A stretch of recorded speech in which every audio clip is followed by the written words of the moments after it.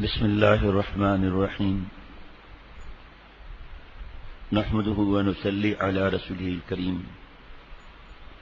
آج جمعے میں اللہ تعالیٰ کی رحمت سے بیان ہوا، اس بات پر قناعت پر بیان ہوا، اور اس پر بیان ہوا کہ اللہ تعالیٰ کے دیے ہوئے پہ راضی نہیں رہتے، اور اس وجہ سے پھر سارے مسائل آتے ہیں۔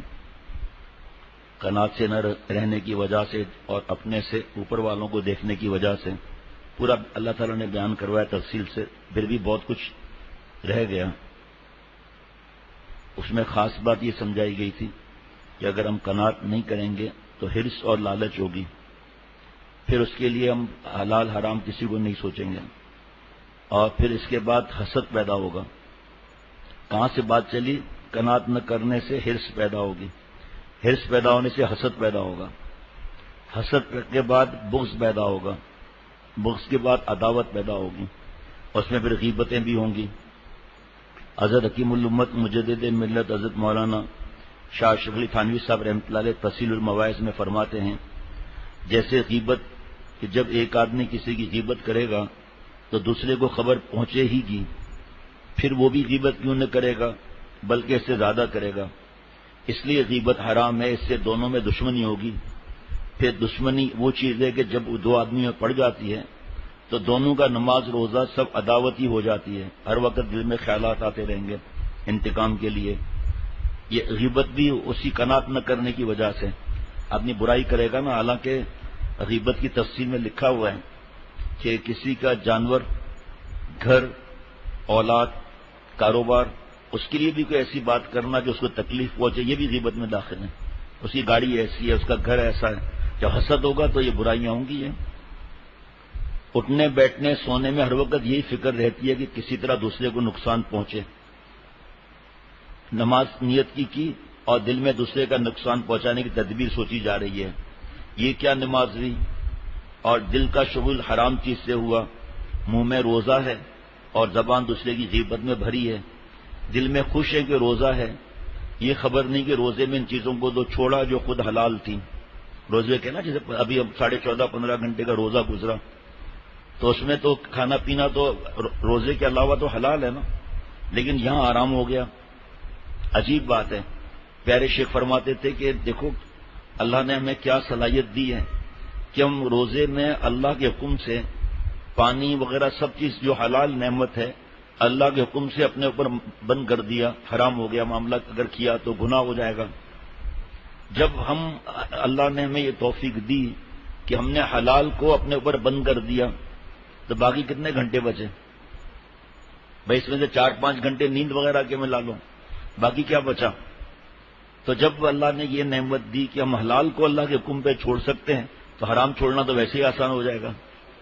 ہے سمجھ کی بات ہے، ہمت کی بات ہے۔ وہاں ہمت کی 15 گھنٹے، بیلجیم میں 22 گھنٹے، اور بھی اس طرف کوئی علاقہ ہے کہیں 20 گھنٹے، کہیں 21 گھنٹے، کہیں 19 گھنٹے کا روزہ۔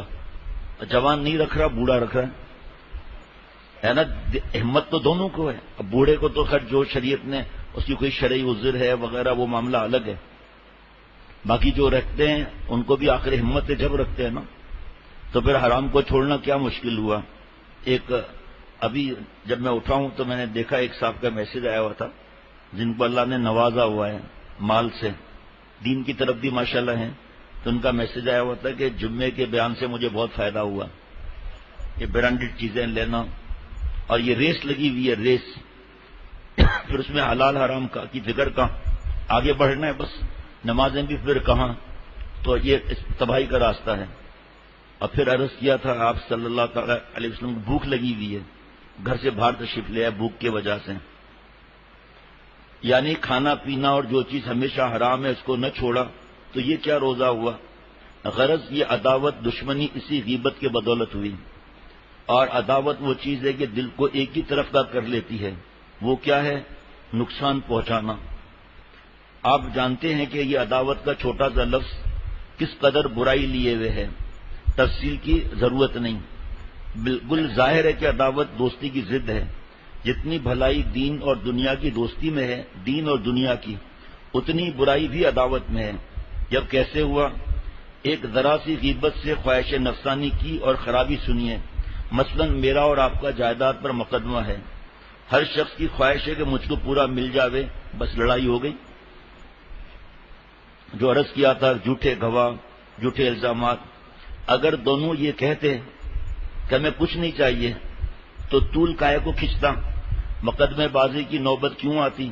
اگر یہ ایمان ہو جائے کہ جو ہماری قسمت میں ہمیں مل کر رہے گا تو لڑائی جھگڑے کیوں ہوں گے پھر، اور آپس میں نفاق اور عداوتیں کیوں پیدا ہوتی؟ چنانچہ حدیث میں ایک قصہ ہے، پہلی امتوں میں بھی بڑے بڑے اچھے لوگ ہوئے ہیں۔ ایک شخص نے دوسرے کے ہاتھ اپنا مکان بیچا، بڑی عجیب و غریب بات ہے۔ خریدنے والے نے جب اس میں داخل ہوا اور کام شروع کرایا تو اس میں ایک گھڑا سونے کا بھرا ہوا پایا۔ حدیث واقع پچھلی امتوں کی بات ہے۔ گھڑا لے کر جس نے مکان بیچا اس کے پاس آیا کہ تو اپنا گھڑا لے، تمہارے مکان میں سے نکلا ہے۔ اس نے کہا میں تو مکان کی قیمت لے چکا، میرا اس میں کیا ہے؟ اس نے کہا میں نے تو قیمت مکان کی دی تھی، گھڑے کی تو نہیں تھی۔ اس پر معاملہ ٹھہرا، یہ گھڑا اس میں شامل نہیں، میں کیسے لوں؟ دوستوں ایمانداری اسی کو کہتے ہیں۔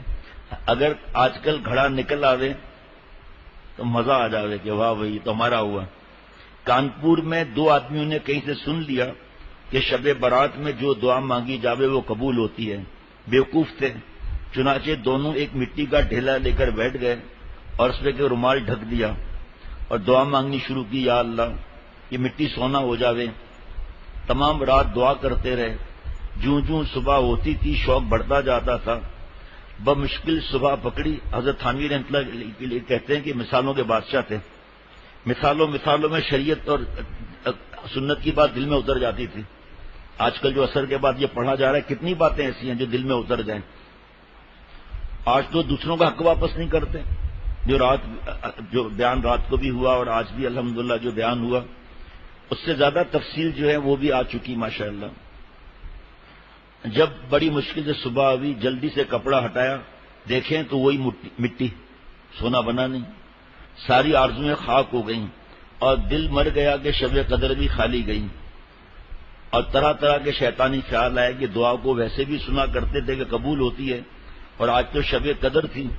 اس فکر میں بیٹھے تھے، خیریت ہوئی کوئی بندہ خدا ایک درزی پہنچ گیا جو اللہ والوں اور علماء کی صحبت پائے ہوئے تھا۔ ان سے پوچھا کیسے سست ہو، کیا پریشانی ہے؟ انہوں نے سارا قصہ بیان کیا۔ اس نے کہا بھائی شکر کرو، اس میں کچھ حکمت ہوگی۔ ایک ذرا سی بات تو مجھ کو معلوم ہوتی ہے کہ اللہ میاں تمہارے خیر خواہ ہیں، میرے خیر خواہ ہیں۔ اگر وہ سونا نکلتا تو تم دونوں میں لڑائی بھی ہوتی، پھر جانے کہاں تک طول کھینچتا، ممکن ہے ڈھیلا کسی تیسرے کا ہو جاتا۔ دونوں خوش ہو گئے۔ غرض یہ کہ سونے کی اتنی محنت کی، کہیں سونے کا گھڑا نظر پڑ جائے تو کیا کہنا۔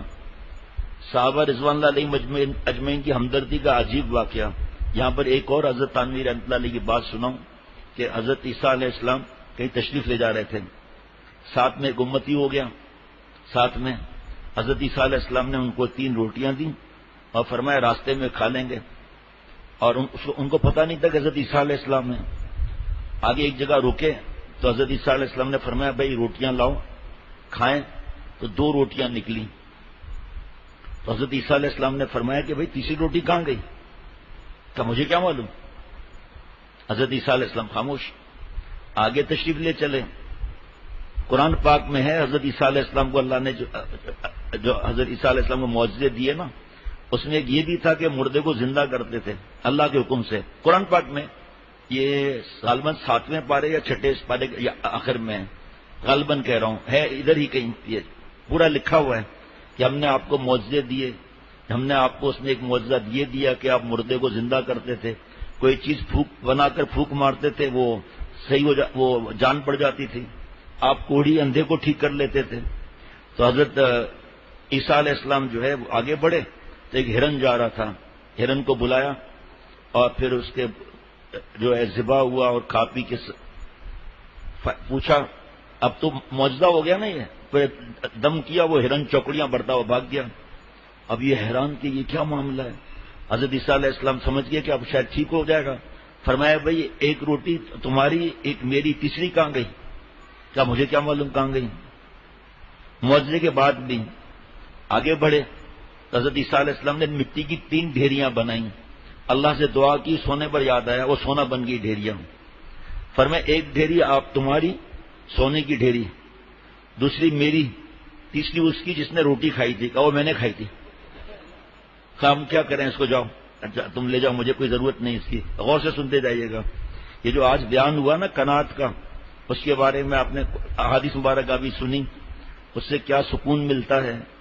اور ہم گڑبڑ کر کے بزنس کریں، جو بھی کریں، جتنا بھی کما لیں، قبر میں ساتھ نہیں جائے گا. بہرحال اس نے ایک ڈھیری اٹھائی، دوسری اٹھائی تو پہلی گر گئی. یہ ڈھیریاں 3 قبضے میں نہیں آتی تھی، ڈاکو آ گئے وہاں سے، ہم لے لیں گے، ہم لے لیں گے. کہا اتنی محنت کی ہے، جھوٹ بولا ہے، تم تو یہ ڈھیریاں ملی آپ کو کیسے دے دوں. آخر یہ طے پایا کہ کھانا کھانے کے بعد فیصلہ کریں گے. اسی آدمی کو ڈاکوؤں نے کہا جاؤ جا کے کھانا لے آؤ. وہ کھانا لینے گیا. بھائی کونے میں وہاں نماز، وہاں پڑھیے گا نماز چھپ کر کہیں.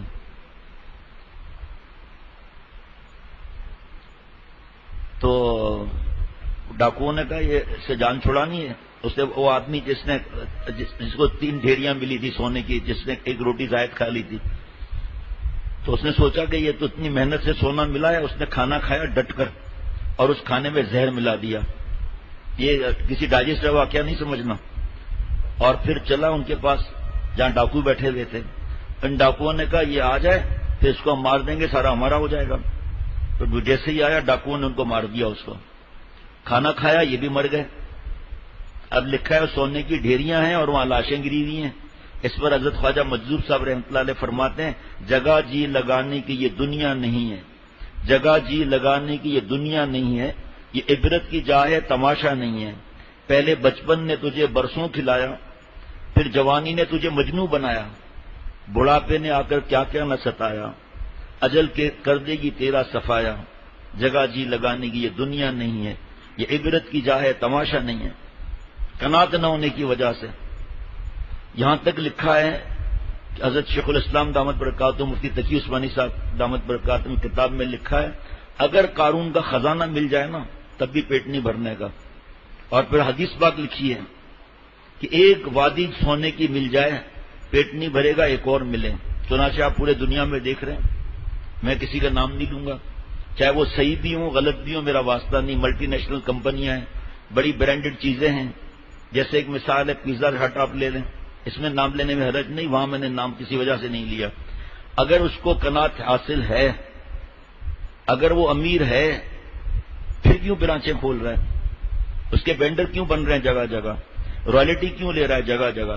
اب آپ خود فیصلہ کر لو. آپ بھائی اتنی برانچیں، ہزاروں برانچیں تو ہوگی نا، بلکہ اس سے بھی زیادہ. پاکستان میں ہی پتہ نہیں کتنی سینکڑوں برانچیں ہوں گی. تو قناعت کہاں ہوئی؟ کیا وہ بھوکا مر رہا ہے؟ حالانکہ سود وغیرہ کا اس وقت میں کوئی بات ہی نہیں کر رہا.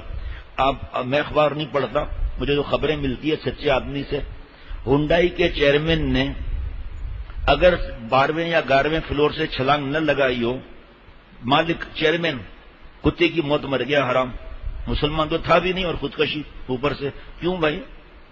تمہارے وینڈرز کتنے ہیں، مینوفیکچرنگ یونٹ کتنے ہیں، تمہاری ڈیمانڈ کتنی ہے، تمہاری کتنی چھوٹی بڑی گاڑیاں اور وین تمہارے ہیں، پھر کیوں خودکشی کی؟ اسی طرح اور کمپنیوں کو آپ لے لیں، میرا جواب ملتا جائے گا آپ کو. آپ تو خود سوزوکی کے وینڈر ہیں، آپ کو کیا ضرورت ہے ان کو اتنا زیادہ؟ صحابہ رضوان اللہ علیہ مجمعین کا ایک واقعہ کتاب میں آتا ہے کہ ایک لڑائی میں بہت سے صحابہ شہید ہو گئے. کئی آدمی نزا کی حالت میں تھے، موت کے وقت پیاس کا غلبہ ہوتا ہے. ایک شخص نے آواز دی کہ کوئی میرے حلق میں ذرا سا پانی ڈال دے تو بڑا کام کرے. ایک بندہ خدا پیالے میں پانی لے کر پہنچے اور پلانا ہی چاہتے تھے کہ اتنے میں ایک طرف سے آواز آئی ذرا سا پانی کوئی پلاتا. انہوں نے پڑے پڑے کہا کہ پہلے ان کو پلاؤ جنہوں نے پہلے مانگا تھا، پھر مجھے پلانا. یہ آج ہم دیکھ رہے ہیں کہ ہمارے رشتہ دار کتنے تکلیف میں ہیں. مجال ہے جو ان کو 1000 روپے کا راشن ہی ڈلوا دیں.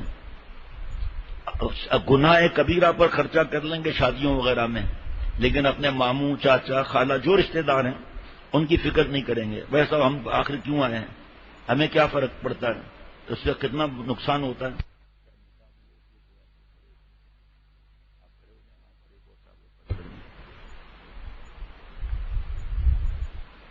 پہلے ان کو پلاؤ پھر مجھے پلانا. یہ شخص پیالہ لے کر ان کے پاس پہنچے، پلانا ہی چاہتے تھے کہ اسی طرح ایک آواز اور آئی غرض موقع شہادت میں 6-7 جگہ اسی طرح پانی لیے پھرے اور سب یہی کہتے رہے. آخر میں جن کے پاس پہنچے ان کو پلانے کی نوبت نہ آئی تھی کہ وہ شہید ہو گئے. یہ لوٹے اور پہلوں کے پاس پانی لائے، جس کو دیکھا دم آخر ہو گیا تھا. ایثار یعنی دوسرے کی مصلحت کے لیے اپنی مصلحت کو چھوڑ دینا، اسی کو کہتے ہیں. پانی وہ چیز ہے کہ حج کے سفر میں دیکھا ہے کہ پیاس میں باپ بیٹے کو چھوڑ دیتے ہیں. پیدل سفر ہوتے تھے نا، اور موت کے وقت پیاس کا پھر کیا حال ہوگا بھائی. ناچاکی کی وجہ خواہش نفسانی کی پیروی ہے. غرض ہم میں جو بجائے ایثار کے کشاکشی یا لڑائی جھگڑے ہیں، اس کی وجہ وہی خواہش نفس کی تابع داری ہے. یہی باہم اتفاق نہیں ہونے دیتی. آج کل سب نے یاد کر لیا ہے اتفاق اتفاق اتفاق. یہ خبر نہیں کہ اتفاق کیسے ہوتا ہے. اتفاق ہوتا ہے خواہش نفسانی روکنے سے. اپنی خواہشات وہ جو اللہ تعالیٰ کی خواہش نہ ہو اس کو پورا کرنا. جیسے شادی کا آپ لے لو، آپ شادی میں جتنے شروع سے لے کر آخر تک گناہ کبیرہ ہوتے ہیں اور بہت زیادہ مہر کی رقم رکھی جاتی ہے لاکھوں میں، اور شریعت میں منع ہے. موت میں دیکھ لیں وہاں ایسی چیزیں اپنے نفس کی پیروی کرتے ہیں. منگنی ایک وعدہ ہے اور وہ وعدہ ٹیلی فون بھی ہو سکتا ہے. کوئی بات نہیں، چلے گئے کچھ گھر کے 2-3 افراد ہو گیا. لیکن یہاں ابتدا سے انتہا گناہ کبیرہ، مرد عورت ساتھ میں، موسیقی، مہندی، مایوں، صحرا بندی، جہیز ایک لعنت ہے. جہیز مانگنا رشوت طلب کرنا ہے، اور جہیز لے لیا حرام کیا. اور توبہ کی چوتھی شرط ہے کہ جس کا حق مارا ہے اس کا حق واپس کر دے. کتنے نوجوانوں نے حق واپس کیا، کیونکہ توبہ کی چوتھی شرط ہے جس کا حق مارا ہے اس کا حق واپس کر دینا. سنت طریقہ کیا ہے اور اللہ کو ہم ناراض کرتے ہیں. اتفاق ہو ہی نہیں سکتا جب تک ہم اپنے نفس کی حرام خواہشات کا خون نہ کر دیں. ہو ہی نہیں سکتا. یہاں دیکھیں صحابہ رضوان اللہ علیہ مجمعین کی بات ہے، پانی پانی پانی سب شہید ہو گئے. دوسرے کی مدد کی اور اپنی فکر نہیں کی. اور یہاں پر ہم لوگ کس طرح بھائی بہنوں کی وراثت کو چوستے رہتے ہیں، کس طرح بیوہ ماں کا حق نہیں دیتے، ایک دوسرے کے پیچھے لگے ہوئے، اور کیا کیا حالات. اس سے اللہ ہم سب کی حفاظت فرمائے. غرض سارے برائیوں کی جڑ خواہش نفسانی ہے. جیسے آج بیان ہوا تھا کہ ایسا کپڑا پہننا کہ دوسرے کے پاس نہ ہو، ایسا دھوم دھڑاکا کرنا کہ دوسروں کے پاس نہ ہوا ہو. غرض اور بھی روکنے کی، اور یہی روکنے کی چیز ہے. جب یہ اس پر بیان مسلسل چل رہا ہے 5-6 دن سے، وَأَمَّا مَنْ خَافَ مَقَامَ رَبِّهِ وَنَهَى النَّفْسَ عَنِ الْهَوَىٰ فَإِنَّ الْجَنَّةَ هِيَ الْمَأْوَىٰ. 6-7 دن سے اسی پر بیان چل رہا ہے کہ اپنی پیشی یاد کی اور کھڑا رہا کہ میں اس طرح کھڑا ہوں اللہ کے سامنے، اور مجھ سے سوالات ہو رہے ہیں. جوانی کیسے خرچ کی، فلمیں دیکھی نہیں دیکھی، گندی فلمیں کتنی دیکھی، ہاتھ سے جوانی کتنی برباد کی. یہ سوال جواب جس کو ہم چھپا کر لیں گے، گندی فلمیں دیکھ لیں گے، لڑکیوں کے چکر میں رہیں گے، ہاتھوں سے جوانیاں برباد کرتے، لیکن اللہ تعالیٰ کے سامنے کھڑے ہونے سے ڈرا پیشی اپنی یاد کر کے. جس نے اپنی حرام خواہشات کو دبایا، دیکھو آپ، فَإِنَّ الْجَنَّةَ هِيَ الْمَأْوَىٰ، اس کو ایک غیر فانی جنت اللہ تعالیٰ کا وعدہ ہے، وہ ملے گی 2 چیزوں پر. اب اس کے اندر کیا ہے کہ شادی کے اندر جی لڑکی کے ماموں، چاچا، خالہ، بوا اور لڑکے کے یہ سب کو جوڑے دینے ضروری ہیں. کہاں لکھا ہوا ہے یہ جوڑے دینے ضروری ہیں؟ خرچہ بڑھا دیا، اپنے نفس کی پیروی کی. شریعت سنت کو نہیں دیکھا، سادگی کو نہیں دیکھا، حدیث پاک کو نہیں دیکھا. ان اعظم النکاح برکتن ایسرہ مؤونہ او کما قال علیہ الصلوۃ والسلام. نہیں دیکھا سادگی کو. دکھلاوا جو ریا، شرک خفی حرام ہے. اے آپ صلی اللہ تعالی وسلم فرماتے ہیں، اے ابو بکر، کالی رات، کالا پتھر، کالی چونٹی پتہ چلے گا؟ اے نبی صلی اللہ علیہ وسلم پتہ تو نہیں چلے گا. اے ابو بکر، میری امت میں شرک خفی، ریا اس طرح داخل ہو جائے گا. یہ جو جہیز ہے، یہ جو دکھلاوا ہے، یہ دعوت ولیمے میں 100 آدمیوں کی گنجائش بھی نہیں ہے، لیکن قرضہ لے کر حرام کام کر کے کسی طرح بھی کر کے 500 آدمیوں کا کھانا کرنا ہے، اور کرنا بھی بینکوٹ ہال میں. اور بینکوٹ ہال وہ جو ہمارے رشتہ داروں نے دیکھا ہی نہ ہو کبھی، خاص اس کی فکر ہوتی ہے. اللہ معاف فرمائے. اب دیکھ لیجئے، یہ خواہش ہے نفسانی نہیں. سادگی کے ساتھ کرنے میں کیا حرج ہے؟ بیٹیاں بیٹھی رہتی ہیں 25-25 سال 26-26 سال کی ہو جاتی ہیں، لیکن پیسے ہی نہیں ہیں، کہیں سے قرضہ بھی نہیں مل رہا، پہلے ہی قرضہ بہت لیا ہوا ہے، اور پھر لوگوں کی باتوں کو سننا، اب کسی طرح بھی ادھاریں لے لے کر خواہش نفسانی. جب دیکھو نا، جب سود کا معاملہ آتا ہے تو کیوں لیتا ہے آدمی؟ خواہش نفسانی. ماں باپ سے لڑتا ہے، کیوں لڑتا ہے؟ خواہش نفسانی، نفس کی حرام خواہشات. حالانکہ اللہ کی دوستی جس کو تقویٰ کہتے ہیں نا، تقویٰ نام ہے کف النفسی عن الہوا، گناہ کے خیالات ہیں، عمل نہ کرے یہ اللہ کا پیارا ہے. اب آپ فیصلہ کر لو، آپ کہ دل چاہ رہا ہے گندی فلم دیکھ لوں، تکلیف اٹھا رہا ہے نہیں دیکھتا، تو اتنا نور بن جائے گا. ہاتھ سے جوانی برباد نہ کی تو کیا موت آ جائے گی؟ تو گندی فلمیں دیکھی کیوں، یا دوسری فلمیں کیوں دیکھی، لڑکیوں کو کیوں دیکھا، جو آج جمعے میں بیان ہوا تھا کہ اللہ تعالیٰ فرما رہے ہیں قل للمؤمنین یغضوا من ابصارہم ویحفظوا فروجہم. آپ نبی صلی اللہ علیہ وسلم ایمان والے مردوں سے فرما دیں کہ اپنی بعض نظریں نیچی رکھیں اور اپنی شرمگاہ کی حفاظت کریں. تو اس کا مطلب جب نامحرم کو دیکھیں گے تو شرمگاہ کی حفاظت ہوگی ہی نہیں. زنا کیسے بڑھ گیا؟ یہ مہندی، مایوں میں ناچ گانا، راتوں کو ڈھول باجا، کتنا بڑا گناہ ہے. خواہش نفسانی کہ لوگ کہیں گے میت والے گھر میں آ گئے، لوگوں کو کہنے دو. اس نقطے کو سبھی نے سمجھا، حتیٰ کہ حکام میں سے ان لوگوں نے جن کو مذہب سے کوئی علاقہ نہیں. دیکھو حاکم بعض کاموں سے روکتا ہے، بعض کی اجازت دیتا ہے. گورنمنٹ جو ہے بعض کی اجازت دیتی ہے، بعض کو منع کرتی ہے. وہ جن کاموں سے روکتا ہے وہی تو ہیں جن کو لوگ کرنا چاہتے ہیں، مگر گورنمنٹ کے نزدیک نقصان کا باعث ہے تب منع کرتے ہیں. وہ معلوم ہوا کہ دنیا کی مصلحتوں کا تقاضے بھی یہی ہے، ہر شخص کو اپنی خواہش پوری کرنے کی اجازت نہ دی جاوے. اب جیسے گورنمنٹ ٹیکس لگاتی ہے، دل چاہتا ہے نہ دیں. اگر حاکم نہ روکے، گورنمنٹ نہ روکے اور آزاد چھوڑ دے کہ سب کا جو جی چاہے کرو، تو آپ سوچو اس ملک کا کیا حشر ہوگا. دنیا کے انتظاموں کو بھی دیکھ کر یہ بات صاف نکلتی ہے کہ خواہش نفسانی روکنے کی ہی چیز ہے. تو اپنے گھر میں بیوی کو کیوں روکتے ہو؟ اس کو ہر طرح سے سمجھاتے ہو کہ زیادہ زیور فضول ہے، بہت مہنگا کپڑا یہ صحیح نہیں ہے، زیادہ تکلف سے کیا فائدہ، مگر افسوس کہ اپنے نفس کو نہیں روکتے گناہوں سے. عجیب پابندی وہ چیز ہے کہ کسی کو اس سے چارہ نہیں. فرق اتنا ہے کہ جو عقل مند ہے وہ اختیار کرتے ہیں اور کم عقل مند زبردستی پابند بنائے جاتے ہیں. آپ نفس کو بالکل کسی طرح آزاد نہیں کر سکتے. اے مسلمانوں، قانون کی وجہ سے تم نے خواہش و نفس کو چھوڑ دیا. حالانکہ دیکھیں نماز پڑھنا کتنی بڑی عبادت، اور حکومت نے اعلان کر دیا مسجد بند. آپ خود فیصلہ کر لو نا کہ وہ مان لیا ہم نے کہنا سزا کے وجہ سے. کیوں کہ وہ سزا سامنے ہے. وہ گورنمنٹ ساتھ لے جائے گی گاڑی میں بٹھا کر، وہ سامنے سزا ہے کنفرم. 15 کو فون کر لیا جائے گا کنفرم. بچتے ہیں ہم لوگ. کنڈی کی لائٹ حرام، گناہ کتنا بڑا ہے. توبہ کی چوتھی شرط ہے جس کا حق مارا ہے اس کا حق واپس کر دے. بہت غور کریں گے بات سمجھ میں آ جائے گی. اتنے دنوں میں گورنمنٹ نے دکانیں بند کی، پہلے بند مسلسل، پھر 5 بجے بند، لوگ 1 گھنٹہ پہلے بند کر دیتے تھے، پھر 7 بجے بند. مجھے خود دکاندار نے بتایا ہم 6 بجے بند کر دیتے ہیں. کیوں؟ پولیس آ کر لے جائے گی. تو اس پر یقین ہوا نا قانون پر. اللہ کے قانون پر یقین کیوں نہیں کرتے ہم؟